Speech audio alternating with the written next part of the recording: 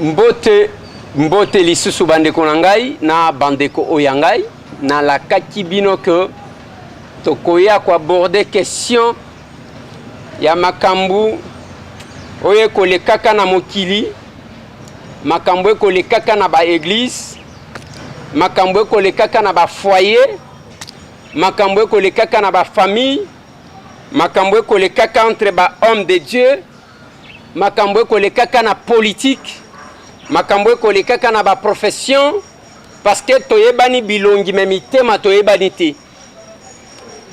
Yango na lobaki, parmi les questions que nous allons devoir aborder, toko aborder une question et entrer na église moko. Eza église ya pasteur Kabundi Walesa. Oyo to yambaki bandeko na même plateau bisika to vandi awa. Makambu moko eleki kuna, mais je trouvais que c'est intéressant de partager na bino. Parce que na lobaka na bino plateau oyo to sala kango pona batu na ba secteur na bango tout ba se retrouver. Bao bazana makambo ya bonzambe, bao bazana makambo ya politique, bao bazana makambo ya santé, yango to yambaka batu tout selon ba domaine na ba secteur na bango. Qu'est-ce qui se passe? Cet élément que je vous invite à suivre pour que tu partages tout ça l'analyse parce que vos commentaires sont aussi importants. Vos analyses sont aussi importantes. Histoire. Il y a couple moko. Couple, il y a 2 médecins. Babalana depuis des années. Il y a quelque chose qui est arrivé pour que tu abordes la question yango sans que tu aies une imputation dommageable. Oh bazolo. Yango bande konanga na sima ya élément bongo to sala commentaire parce que ndenge na lobaki na bino na Congo ba église c'est eza plein biloko eza ebele eza bar eza église eza hôtel eza parti politique eza ba pompe funèbre oki biloko eza ebele na kin pompe funèbre parce que ba congolais bazokufa mingi soki oke na ba morgue lelo okomona bibembe boni ekobima ba église eza ebele mais batu ba komituna qui sont dans le vrai et qui ne sont pas dans le vrai. Banani bazali na kati ya bosolo. Nayebisa kibino makambu ya Kagame na Rwanda. Na lobby publicité ya ba Rwandais tosali yango trop na mboko oyo. Rwanda, Rwanda, Rwanda, Rwanda, Rwanda, Rwanda. Mais Kagame a mettre de l'ordre na makambu ya l'église. Pambate ezana batu tongo midi pokwa. Du 1er janvier au 31 décembre. Appel des fonds na bato bayaka église chaque jour na habité soki bato wana basambelaka heure nini. Ba documentaire et salema même sur les vendeurs de foi.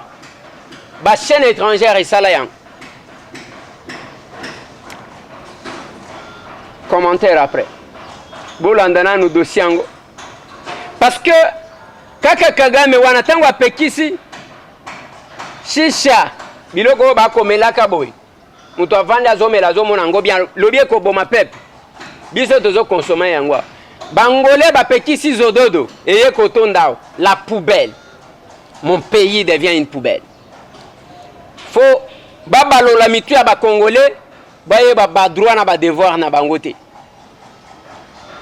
Mais en dehors de cet aspect ya oto komona yango na tunaka o kindoki te.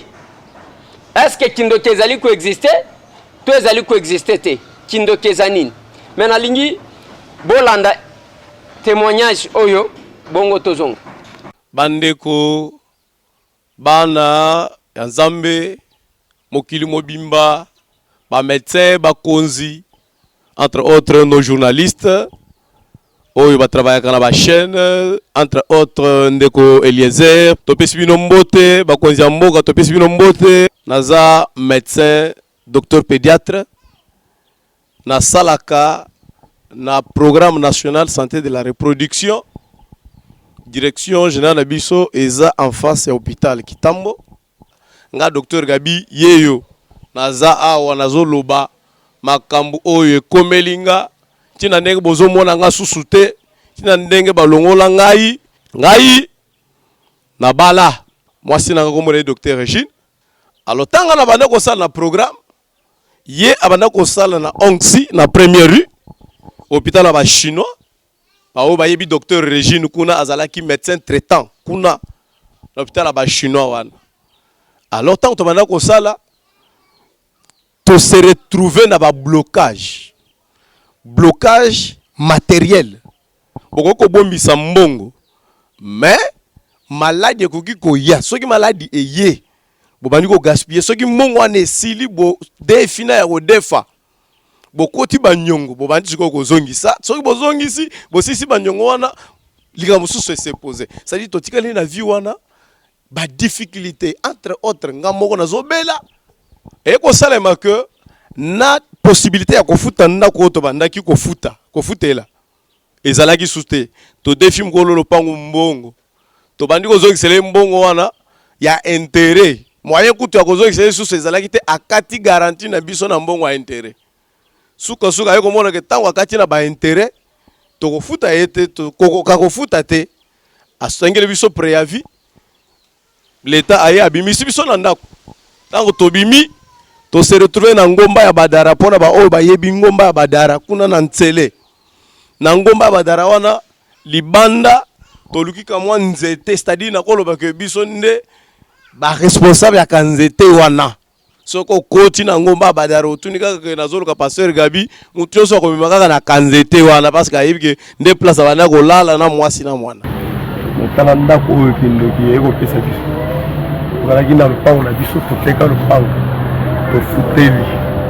tofuteli kindoki elie nyonso tosuki awa ndako ya ngoyo sali ndako ezalaki wana makambo nyonso banda kosalelaka wana soki kwange tolieli place wana kolala totandi liputa place tozangaki na etoko ya kolala bandeko alors na souffrance wana naye komona bakanginga na se retrouver j'ai mis pona ba oyo bazana badara kuna bayebi groupe mobile d'intervention ya badara bakanga na jemi wana na sali une semaine ba longolinga na jemi na se retrouver na parquet ya Njili na sali une semaine na parquet ya Njili na ko benga mwasi na debi no likambu oyo bakangelinga na yebi yango te naza innocent kende okutana na mutu nyoso okutana na ye na église ya pasteur Claude Kabuni Walesa. Tango kokutana na bango, oyebisa bango makambo na zana ngoyo. Oyebisa bakangi mobile nanga azana parquet ya Njili. Et puis soki possibilité ko kozala ba pesanga ta $500 na kofuta ba liberenga. Wasi nanga ye. Tango komaki na église, akutana kina basai na nzambe. Takutana kina bango ba sambeli pona ye. Ba yebisa ke tozana mbongo ya kopesa yo te. Soki to pesi yo pe mbongo bakolia yango bakolibere yete mais tozo pesa yo nzambe ya Walesa okende na ye akobima kofuta ta 50 francs te ba yibiseka que to sambele lio to buki ba porte nyonso ya prison kende na parquet oyibiseka to tinjo na nzambe ya Walesa bazo libérer moi si aye c'est un certain mardi tant to telemina ye na porte tozo solola yibiseka que ba yebisinga bazana mbongo te ba pesinga ta 50 francs te ba yebisinga to pesio nzamba ya Walesa akolibere ye tango tozo solola na ye lokoro tozalaki déjà pourquoi ba kotisi prisonnière mususu ya mwasi na zemi alors ba yeko benga na mwasi na porte na yebise kende na ndaku ngai natikala ofanda lokoro balobi nzamba ya Walesa akoliberenga na ndimi yo kende na ndaku na moment wana ba kotisi prisonnière moko ya mwasi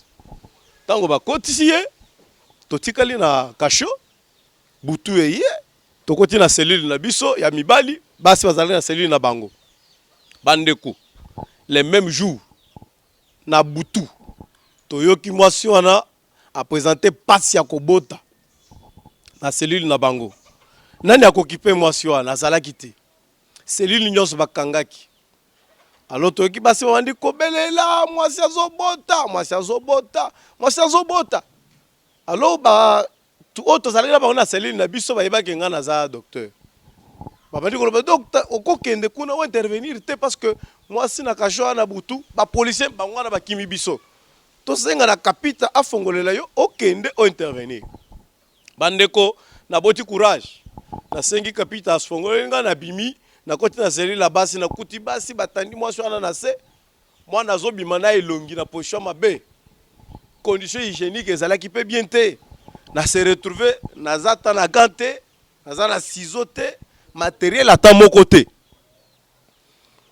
na fukami na bandi kobondela mwasi ndenge tobondelaka bango ese mama concentré kanga motema za masunga yo obota bien parce que toza bisika moko ya pasi bandeko tango na simbi kaka mwasi wana na bandi kobondela ndenge tosalaka na boti si mwasi wana tango mwana bimi mwana zolela te na bandi ko forcer mwana alela na souffler na batoyi mwana alelite alors il fallait kobenda mai ya zolo il fallait ozala na poire tobenda nango mai alors na boti courage na bangi ata sida te c'est-à-dire na moment wana oza devant ba risque belé na zui munoko nanga na tie na zolo ya mwana na salite nyonso abimaki na ngo wana na bendi mai na zolo ya mwana wana tanga na bendi ka mai na zolo na bwaki mwana leli tanga mwana leli ba prisonniers so ba beti maboko docteur merci ba policier tanga ba yoki makelela ba prisonnier ba ye nini kuna no mwasi aboti docteur boti ye awa policier moko mwasi akoti na bise mama lukele biso gilette na kata mutolo mwana na kangala singa policier ayelinga gilette na kati singa na kati mutolo na bimisi koko libanda na yeko senga bango ba bimisa mwasi bakenda na hôpital ya pembeni wana tant bakenda na hôpital na tongo to tikali babengi procureur abutwana ke mwasi bakangaki o azemi wana aboti procureur ayaka na parquet na 12h soit 13h mais ce mercredi là procureur aye na tongo avant kutu bureau efongoma tango akomi likamuni ne lekana ya waba yebise mwasi aboti wana butu boy na boy taba expliquer ye nani aboti ono détenu mususu aza na kati awa aza docteur yende mutu intervenir na butu sikoyo na yoki kobanga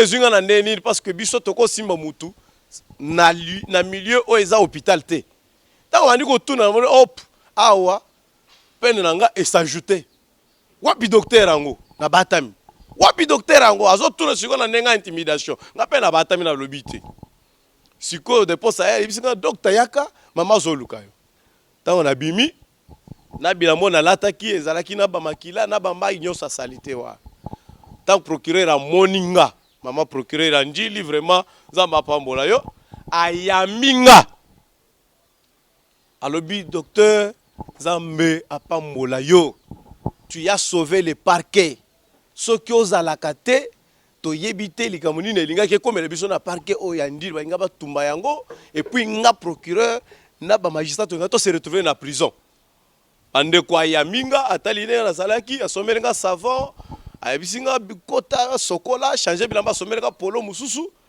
abengi magistrat na tongo magistrat ye tant procureur a pesi ordre que pour libérer ye magistrat peut obtempérer ordre ya procureur a sali a signé billet de sortie na bimi ata 50 francs kaka ndenge moi sena kayibisinga que okofuta ata 50 francs te na bima ki na futi ata 50 francs te boka kaka likambu oyo moi sa yela kinga na butu na tongo esalemi ayibisinga que na yeli nzamba ya walesa ndenge ba yibisinga na église okobima okofuta ata 50 francs te na bima ki na parquet ya njili tanga na zolo bao batu nyonso ba yebinga na zalaki kuna na beti kuna 12 jours tanga se retrouver libanda na yebisi madame non lo il faut tokende kaka na église à pasteur Walesa na honorer nzambe na ye parce que soki ezalaka nzambe na ye te nalinga na kufela na prison oyo.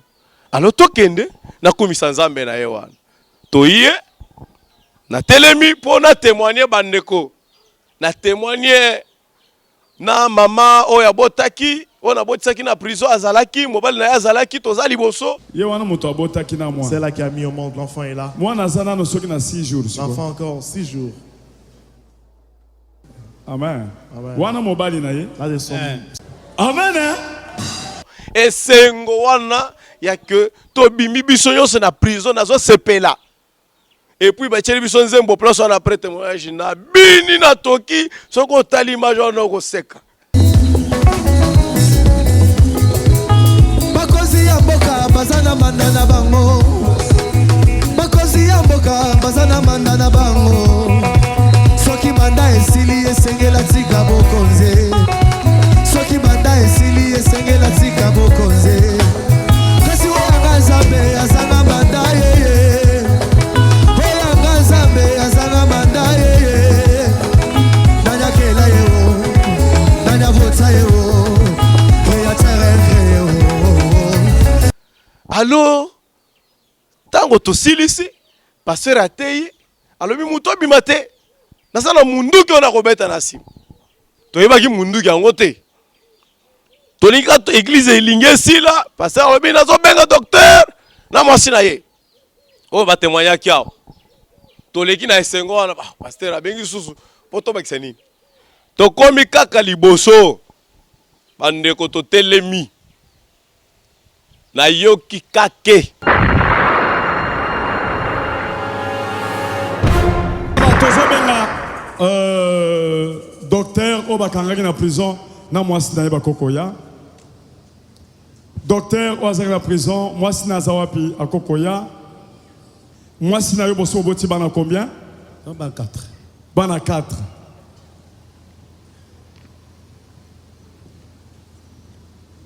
Merci. Awa toza na centre de réveil spirituel. Awa toza na bamakambo nzambe azolakisa mpe azosala. Toza église de réveil oyo ezali ka ndenge baéglise ezalaki kala ka ndenge oyo lobi na centre de réveil spirituel. Donc kokanga oyo bakangaki yo eza kokanga moko ya kindoki. Est-ce que ozolanda? Batiaki na prison ya kindoki mpo kufa na kindoki. Donc tango to mwasi no ayaki tobondeli mpo na ye tokangaki makambo mosusu tolingaki toyebisa yo te ozomona donc yoko nalobaki osepela mpo kokanga bakangaki oyo ezaki ya kindoki. Bref mwasi no ndenge omoni wana aza na kindoki ye moto akangaki yo atio na prison mpo okufela na prison ye azalaki pre akende abima akende soki wapi me ntango aye tokangi kindoki na ye atubeli alobi makambo nyonso kenga moto nakangi eza makambo ebele alobi ya bomwana makambo ebele nde yo kotaki na prison po yo kufa kopike crise te.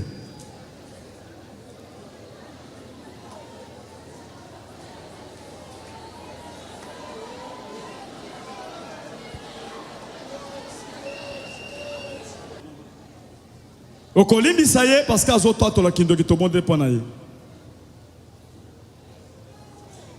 eza makambo ya kindoki asali kindumba te. Mungana yebisi opo lobi oza serviteur de Dieu. Na boyi na tika bokende baya koboma yo ngana loba oh nalingaki na yebisa ye na kozwa charge wana. Jambis. Udame bisamba. Lobini lobana mfana. Parce que les raza médecin pédiatre. Sur talinga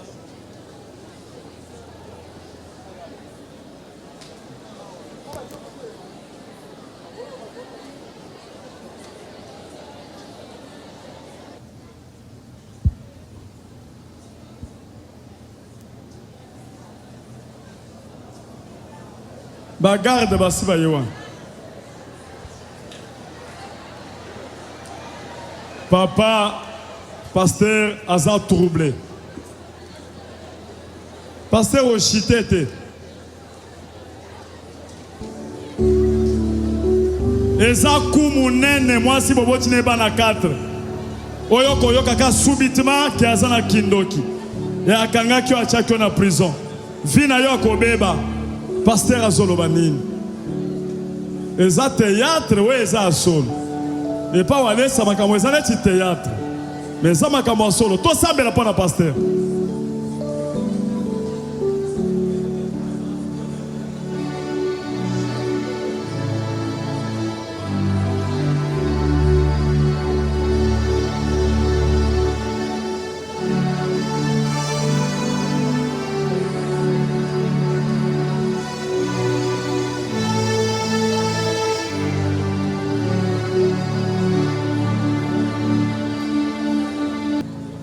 Boche miko mama mulimu nzambe kangiye alobi mwasi atubela mwasi atubela liboso mobali alobe vérité alobe vérité alobe nyonso atika eloko te alobe nyonso ute bandeli na libale na bango te sikoyo alobe nyonso atika eloko te sino mobali akokufa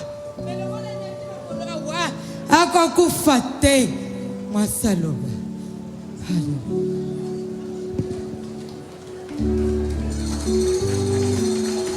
Esprit ensemble lobi na kati église mwasi atubela makambo nyonso mobali alimbisa ye bandeko mutu efungwa minga pa mupepe bandi kokota na se retrouver sous place wana te makanisi ebungi c'est-à-dire nazalaki prêt ya kokweya baye kosoutenir nga na nsima na se retrouver te c'est-à-dire mutu ebebi mwasi naza ndoki ye nasali ke okota prison wana okufa na prison wana bandeko église batu nyonso balelaki y compris nga moko nalelaki na supportaki te. C'était trop dur pour na supporter yango. Et loko wana esali ke église esi la bongo batu babima na mawa. Alors après église, pasteur alobi que moi si soki otubeli yango te okufa. O biso to na be to ko battre déjà mobali akufa na yete biso to kozala ye to kosambela ye bokozwa yete. Yo ndo okende okufa. Église silika boye na moni mwasa zo landa na sima. Papa bazo yebisanga na loba. Papa bazo yebisanga na loba landa ba pasteur bangwana, landa pasteur ye wana. Kendo loba na ye. Parce que na linga ki kuta pousser pembeni parce que na bana ko banga ya ta ko fana ye kiti pembeni boye. Parce que église esili alenga na ke mupanza na ye patika mupanza. Azo landa na landa ba pasteur. Ake afani na pasteur. Abandi ko tubela makamu nyonso. Naza ndoki akoloba ye moko bokoyoka yango. Alobi tango abandi koloba ngai na sa pasteur na ibisaki bino atandoto yake na lali boye na lotie ndoki. Usot na lotie azobundisanga. Usot ozobunda na ndoto jamais. Ce qui est à la kata que ndenge passer azoloba wana ke eza prophétie. Ba yebisinga prophétie ke moi na yo oyo aza ndoki. Na ngana ndimate. Daye na ngana luka chene mususu na biseke tala makambo ezo salema na ba église boye na boye. Mais na moni mwasi ye moko abandi koloba ngana za ndoki. Siko tango zoloba miso na ngezo tala ye ma miso ezo bima munoko akofongwama. C'est-à-dire nazo se retrouver te ndoto te vision te na ba passer oyo na banda ko travailler na bango. Na kotanga batute bayebinga tanga nazoloba na bayebinga ndenge to banda ko travailler na ba prophète to zalaki na bango ata prophétie bandeko tanga nazoloba boyebi mama Regine boyebinga bo banda ko benga mama na ebite soki moko na bino azui pe nini oyo so boya consultation boyao.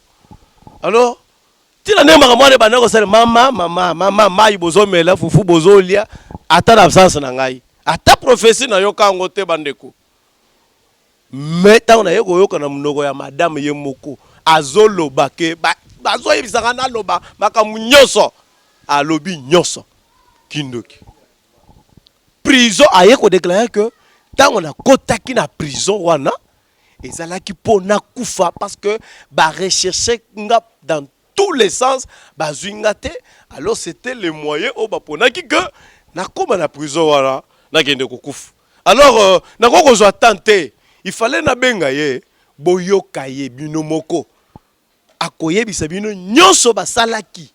Ndenge bandaki, ndenge tozalaki na ye. Nazo benga ya yanan.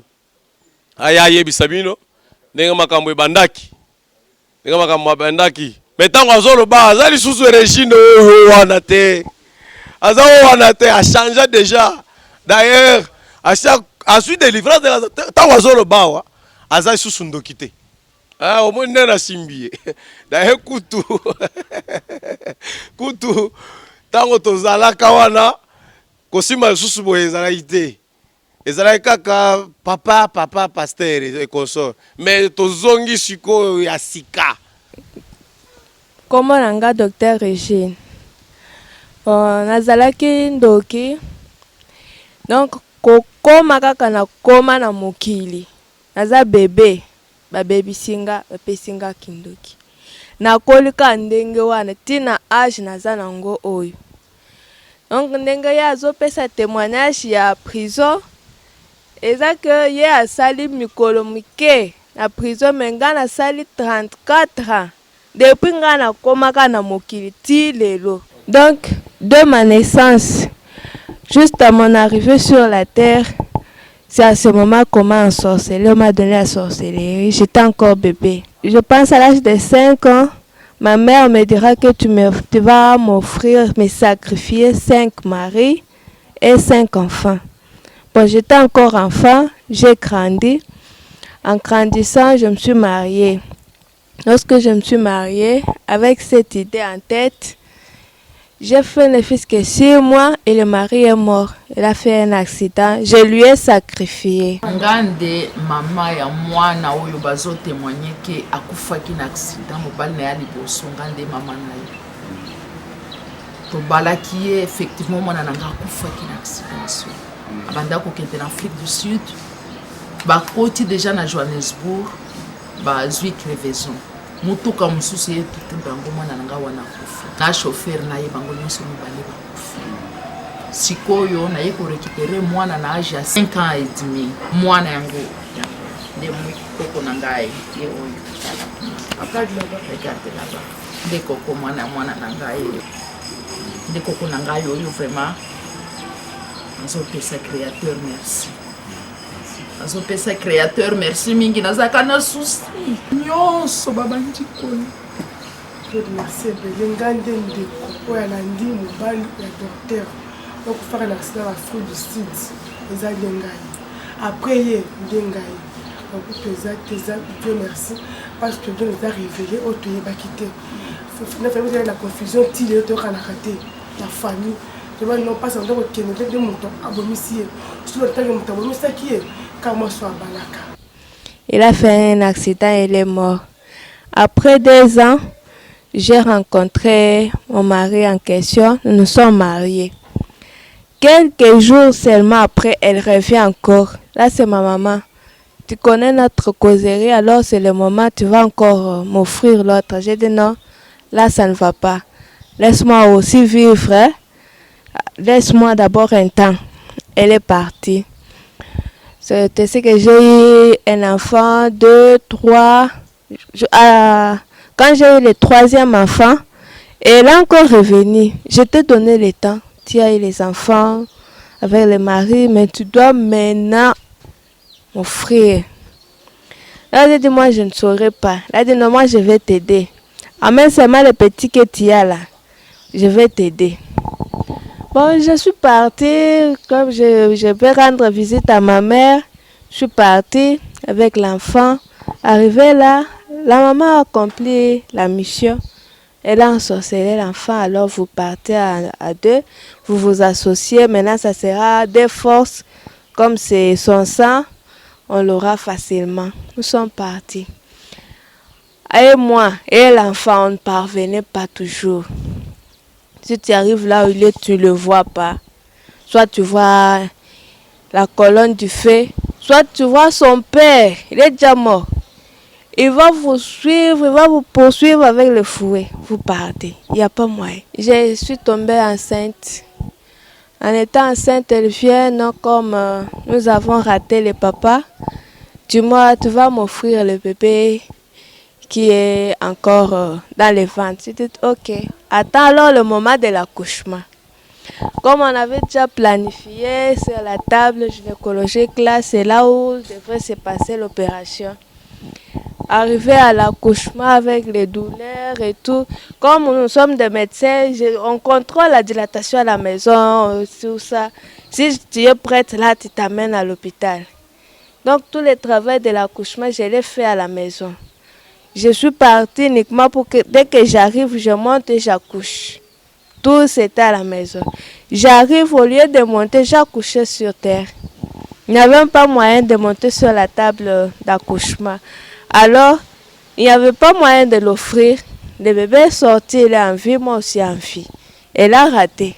Non, elle ne parvient pas à accepter. Moi, je ne vais pas lâcher.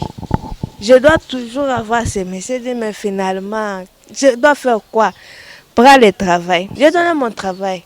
Au lieu de perdre la vie humaine, avoir le mari à côté, mais prends le travail.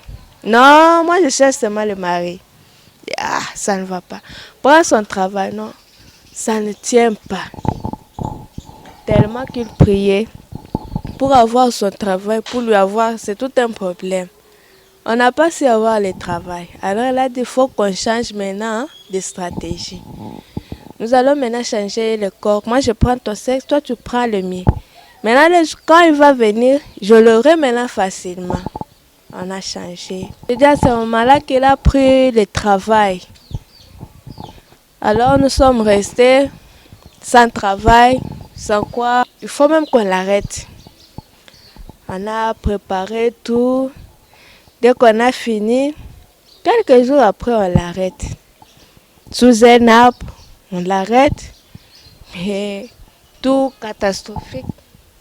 Il dit, va chercher. Papa Claude Kabundouale, ça tu lui expliques. Il prie pour moi. Et puis tu lui dis qu'on nous a demandé de l'argent.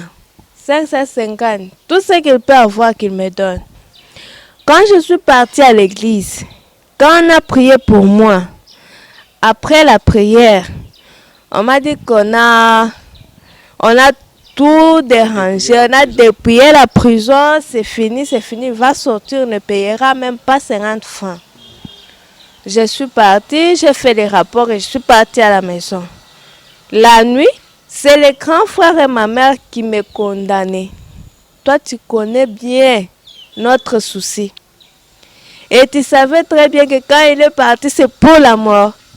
Mais ce que tu as fait, est-ce que tu raisonnes ou tu ne raisonnes pas? J'ai dit non. Mais lui, il m'a dit d'aller à la prière. Il fallait que j'y aille. Non, il fallait faire même un faux tour. Tu rentres, tu lui dis que j'étais parti. Non, on ne peut pas tromper Dieu. J'étais parti à la prière. Et maintenant, vous me dites que seulement, quand Papa Claude, quand le fait seulement d'aller à la prière, chez Papa Claude, ou aller ça, waouh, moto. Maman Zolo koloba non tellement que nanu abimi kuna te azana no kuna il faut to rechercher kaka trop joyeux ceux qui ba libérer kuna nde et aux alamabe mais lorsque azana no kuna ezaka facile il s'amène juste là où on l'avait emprisonné. C'était un endroit obscur là, un sac. Il va pour empoignarder les sacs, déchirer, entrer, chercher. Quand il fait seulement un coup de couteau, directement l'autre couteau est venu dans le sens contraire. Il lui a coupé la tête. Et il est tombé là. On a commencé à pleurer. Juste on me passait non, ça va passer, c'est rien comme... C'est dans ce monde-là, on se dit toujours comme ça. Le grand frère fait l'accident avec la moto. Il est mort sur place. Et lui est sorti de la prison. Donc, c'est l'échange. Malgré qu'il y a eu l'inceste à l'enfance, donc, les grandes femmes avaient connu à l'enfance. Malgré qu'il y avait eu ça, on allait prendre seulement de l'eau. On lave les cadavres. On prend cette eau-là, on te lave aussi. Et rien ne devrait se passer. Les jours suivants, Moi, j'ai dit non, je ne pars pas là-bas. Je suis partie à l'église. Arrivé à l'église, j'ai appelé mes parents. Je suis à l'église. Si vous voulez, venez, on se voit, on cause. Bon, eux aussi ne savaient pas que c'était quoi. Ils sont venus là. Arrivé là, j'ai dit, maman, tu connais que tout ce qui est en train de se passer, c'est toi qui es à la base. C'est toi qui m'as donné la sorcellerie. C'est toi qui es en train de détruire ma vie. Papa, si tu ne savais pas, à partir d'aujourd'hui, sache que maman ici. Ah, papa dit non, jamais. Je ne peux pas accepter. Comme lui. Ah, jamais, je ne peux pas accepter. Ma femme n'est pas sorcière. C'était une grande discussion là, avec les serviteurs de Dieu, avec moi, avec papa. Et maman en question, elle plairait. Mais non, c'est toi qui es à la base de ma souffrance. Je ne veux pas encore, je suis à l'église. Que l'église me délivre. Si toi tu ne veux pas, c'est ton problème. Le temps est là. Peut-être c'était qui a fait que tu viennes aussi ici pour avoir la délivrance de toute la famille. Non. Alors, ils ont discuté jusqu'à avoir la conclusion qu'ils prennent de l'eau. Les serviteurs voulaient payer de l'eau. Papa dit non, moi-même je sors l'argent, je paye. Ils ont payé de l'eau. On a prié pour de l'eau. Papa dit au lieu, avant que ta mère boive cette eau, je commence. Papa a bu, maman a bu et ils sont partis. Ils ont dit que comme toi, tu as déjà cru dans cette église, toi reste, on va te délivrer, mais nous partons dans notre église. Nous aussi nous prions. Comment aussi nous dire à l'église que ta maman est sorcière. Papa n'a pas cru. Ils sont partis. Les jours même qu'ils sont partis, le lendemain, maman est devenue aveugle. Les yeux ont gonflé. Tout ça, ça ne dit rien à papa. Oh, ta maman a les soucis de ton grand frère. C'est pourquoi elle est tombée malade. Le deuxième jour, la bouche a gonflé. La maman ne parle pas. Non, c'est toujours les soucis du grand frère. Alors, il faut qu'on aille à l'hôpital. Moi, je pensais que je devrais partir à l'hôpital et me donner aussi les diagnostics qu'on a donnés à l'hôpital. Le soir, j'appelle, non, nous ne sommes pas partis à l'hôpital. Je trouve que c'est un problème familial. Il faut qu'on arrange ça dans la famille, dans les coutumes. J'ai dit non. Toi, tu as bu de l'eau, maman aussi a bu. Qu'est-ce qui peut se faire que chez toi, il n'y a pas de réaction? Mais chez la maman, la situation ne fait que s'aggraver. Revenez à l'église, c'est le moment. Qu'elle ait aussi la délivrance, jamais. C'est le souci de son fils. Mais je ne sais pas s'il y a une maladie des soucis qui fait gonfler les yeux. Mais au moment où je vous parle, elle ne bouge pas. Il y a le sang qui sort dans les oreilles et fait les besoins sur place. Depuis qu'elle a bu de l'eau. Et là, quand elle a passé, elle a kolobakengayo na zaboui. Elle a passé. Pendant que il faut okutana na mutu oyo azo surpasser yo. Ce que okutani na ye, donc esprit na ye beti ya yo wana nde okoloba. Okozwi délivrance, okomene vie na yo normalement. Talaka na za médecin mais soko talifi na zo mene okoregrete. Yango nde ezopesi nga na kanda ke naloba ngo bongo. Eza déjà délivré. Là, je na monde wana te. Ndeko boyoki bino moko. Lenga uti koloba ke po tatole kindoki fo kutana na mutu oyo alekio na makasi. Seke ndenge tozalaki na ye na ndako wana. Ngana yebaki ke na za pasteur puissant na zote ba yebinga bien ke oyo pasteur puissant. Mais ndenge tozalaki na mojo na ndako ye amonaki nga zero. Bola oyoki ngana koloba ke ezanga moko te.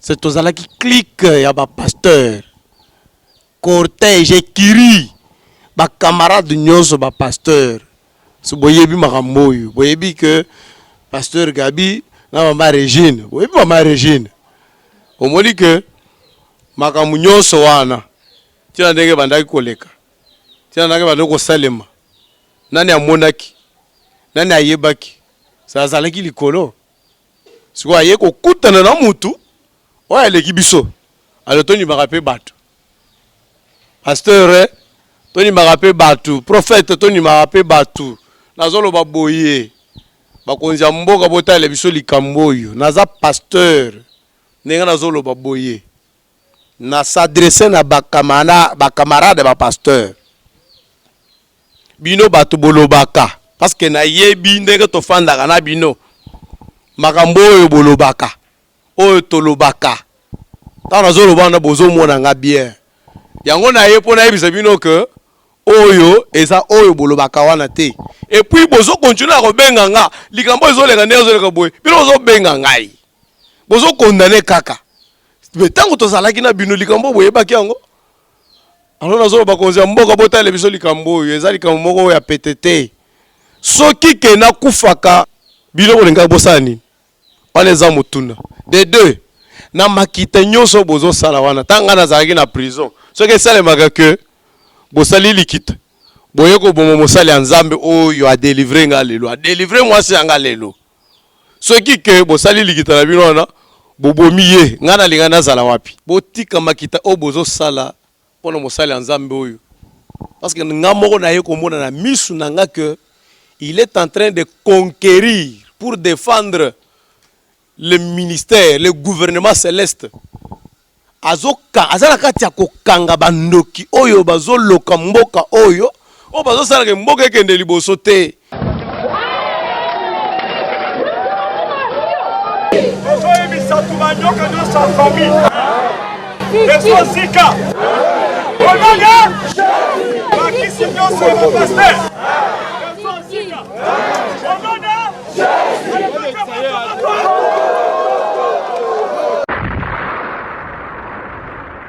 soki on se retrouve que oza na poto oza awa na Congo oza na Gabon na Brazza partout bisika nyonso ozali nazoyebisa yo kobebisa mbongo te on se retrouve que oza Sayule nzamba rejeté yo aponi déjà mutu mususu kabundi walesa alors tika ye to sunga ye a évoluer na ko conquérir mboka nenga zo conquérir boye akangi bandoki parce que ndenge naza boye on alinga na sala lobi boye baki yango te papa bongola motema so continuer na kota komona yo mais ye ngana ye déjà na limbisi ye na limbisi ye bako zote komona te na boye d'ailleurs oyo komona ekoleka oyo mona ki wana talaka yo mo. Voilà. Commentaire kozala ya mutu na mutu libre ya kosala yango par rapport à ce qu'on a entendu. On a vu la femme, on a vu l'homme, on a écouté la femme, on a écouté l'homme, totali place bazalaki, tomoni place bakomi, bapesi ba élément, yandenge bazalaki, na place bakomaki, na lelo esika nini bazali. Est-ce que témoignage oyo esalemi parce que batu wana bazana posa ya kosa la promotion ya pasteur Kabundi Walesa to eza témoignage ya ba réalité misusu ko salema na kati ya ba église oyo bazali ko rançonner davantage ba congolais. Est-ce que makambu oyo nyonso balobi eza kaka ya lokuta ou bien certaines vérités ezali to bosolo ezali? Qu'est-ce qui fait que lelo combat ezala entre ba homme de Dieu ba pasteur bamuso bazotindaka bato il faut koluka koboma ye il faut bosala bo ainsi de suite ba pasteur bakowelela nini? Ngai na kozonga na mbala sima nakoka koyeba Kabundi Walesa comment il fonctionne. Je pense que vous n'allez pas me priver ça. comment son église tourne, comment il se comporte vis-à-vis à Badim Naba Mbongo, parce que au moni place Batiaka Kitunga ya minene bo. J'en connais autant les églises. Du 1er janvier au 31 décembre. Et ça capé ça Mbongo. Ceux qui a Kotongate, il y a offrande. Offrande était action de grâce. Action de grâce était Boenabo. Donc, ça la capelle des fonds chaque jour. Et moi, je me pose la question. Quand une église doit prier chaque jour, mais en dehors de la prière, il y a chaque jour, Bako Senga Kambongo paie chaque jour. Tant que vous la vie, il y a pasteur, la vie, il y a bandim. Il y a un problème sur qui est anaboli. Mes commentaires na Lingui, c'est par rapport à cette question de la sorcellerie. Famille Kindoke Zanin. Et j'attends, parce que ceux qui ont une explication, au comment on a mutuali bandate, batuna batu. D'abord, qu'on a dit que moi, naza bébé, bakotise nanzela mabe. Avec comme objectif, Yakobe Bisavina, parce que tant que mobile a Jokufa, moi si on a à souffrir, il faut avoir la chance locola. Moi si n'yango. Oui, à tout la gâte wana zanani. Ils ont pas si tout la gâte hein. À quoi ça la ma balle attaque combien? Il y a tout la ganaïté. Il faut la chance. C'est quoi aux autres langanines? Bon, on a atteint na lobby moutoir. Pardon. Na lingbo lukelanga ba problème te. Na lobby ka ezana basi musoba tout la gâte. Akobala zobala akosala 10 mariage na a tout la gâte. Chance naturelle toka système ango ya ba plan au bakolo. Tokoya Kozonga et on mènera des enquêtes. À vous les commentaires. Et pas Nabino. N'a pas réflexion Nabino. Tokuta. Merci.